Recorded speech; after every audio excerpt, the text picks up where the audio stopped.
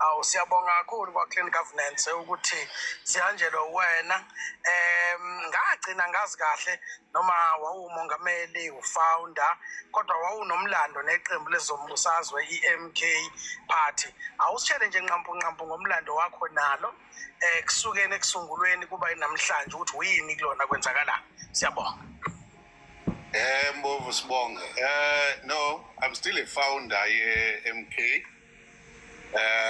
although kwanziwa ubuqhophololo ubugebengu nje kwabhalwa incwadi engekho ngami ukuthi ngithe ngiyaresigna yasiwa kwa-IEC for signature yami ukuze ngiphume that's why ke siseyinkantolo ngoba ngithi akugebengu akufuneka eSouth Africa uma wenza into efuneka yenza iqonde so lo owaforge signature yami sisazolokhu sigijimisene eyinkantolo.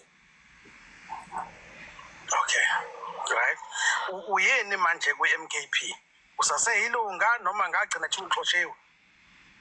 Hayi ngiseyilunga nje liphele egcwele futhi akekho umuntu ongangixosha kwi-MK.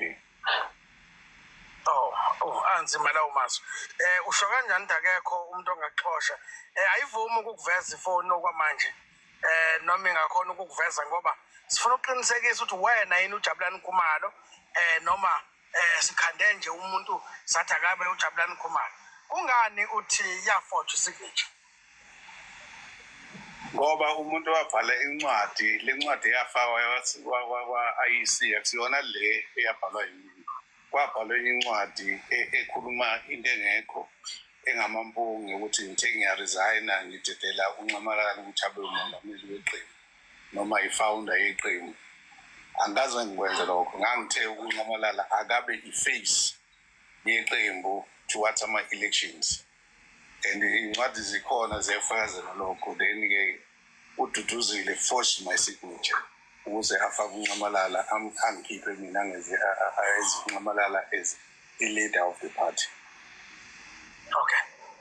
There is also a video whereby you said uNcamalala first, then yourself, then the rest. Sekwabuye kwashintsha lokho? Mabili lama process babu Mbovu. I-IEC registration yenziwe i-party as a founder uKhumalo Jabulani bese kuzoba khona i-NPC okuyi non-profit company nakhona futhi ngiyi-leader of the party kokubili-ke kufojiwe ama-signatures ami ukuthi ngiyaresigna le yaka-CIPC-ke nayo sengiyilwile ngavula amacala u-CIPC-ke after investigation wathola ukuthi uDuduzile nabangani bakhe bangisayinelile bashintsha i-email yami ukuze bathole i-OTP bashintsha inamba yami ukuze bathole i-OTP base bangiremuva-ke so that was resolved Friday kwafinyelela ukuthi cha ngoba ifojiwe zonke lezi abakhishwe-ke laba oDuduzile ebebefakwe la bonke bo-4 kubuyeleke sabuyela-ke njengoba besinjalo kwi-NPC so it's back egameni kakhulu. Omunye umbuzo esinawo before sizothi what is next for South African political landscape of future singazi silindeleni lawa mavidiyo lawa uthi khona uNcamalala uyena umongameli wawusho ukuthi umongameli indlelani wawumnika ama-limited powers amandla ezogodlwa wena akwenzeki baba uKhumalo uvele naye lento ayivumi ukuveza. Hayi lokhu iveza isithombe esingabonakali bathi-ke uma ngithi uNcamalala uzoba umongameli khumbula ukuthi sihlalile noNcamalala isikhathi eside siyixoxa lento ekubeka ukuthi yena uhlale ukhongolose sagcina sivumelana ukuthi phela njengoba uthi-ke kulungile uyafisa ukuthi uzolungisa izinto ezasala ngesikhathi umongameli uma sikunikeza-ke lelo thuba lelo as MK ukuthi uma sesiwinile ukhetho uhambe uyoba upresident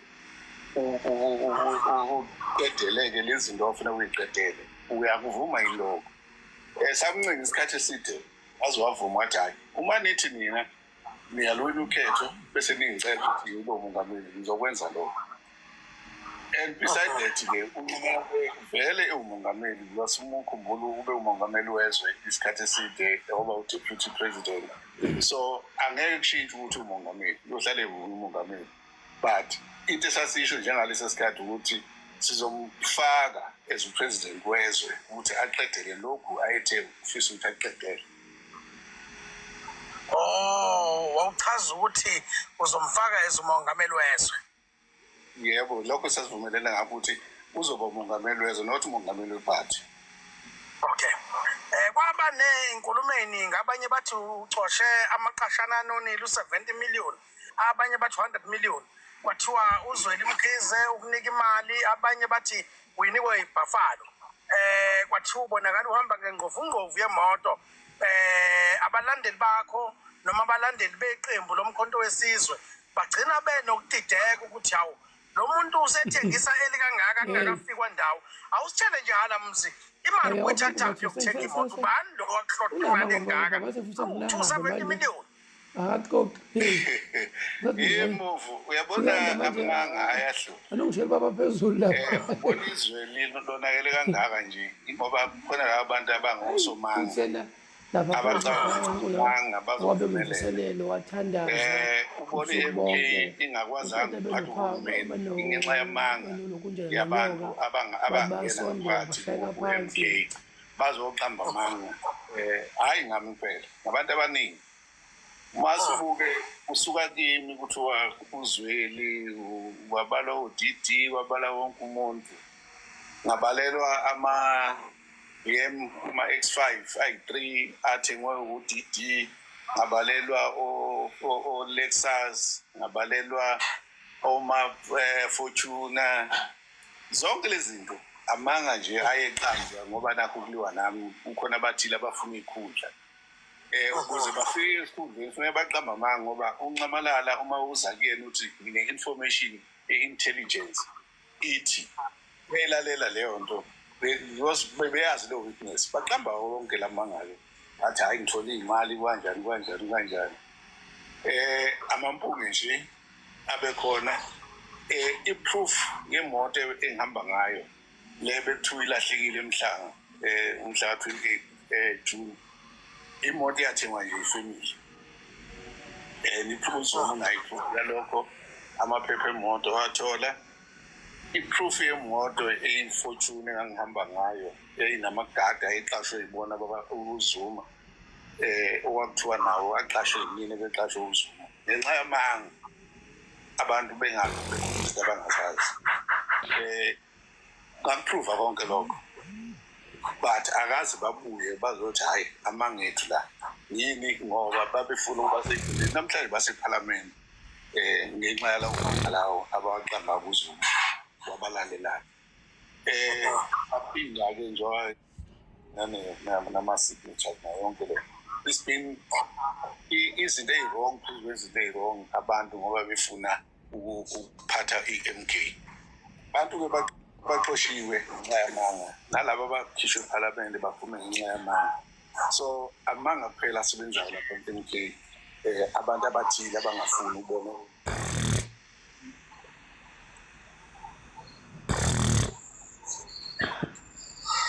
Baba uKhumalo ubesachaza usubuyile Mntombi.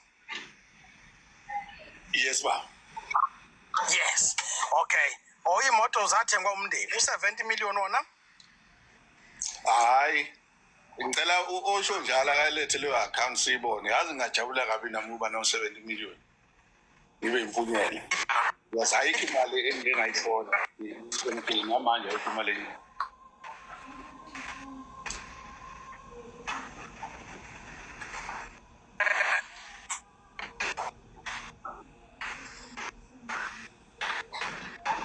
Move. Next.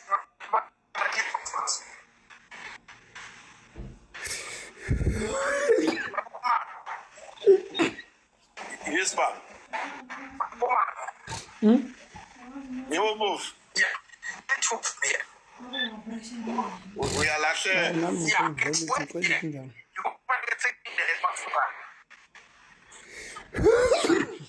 noma ngakuzwa kahle engathi uthi where from here move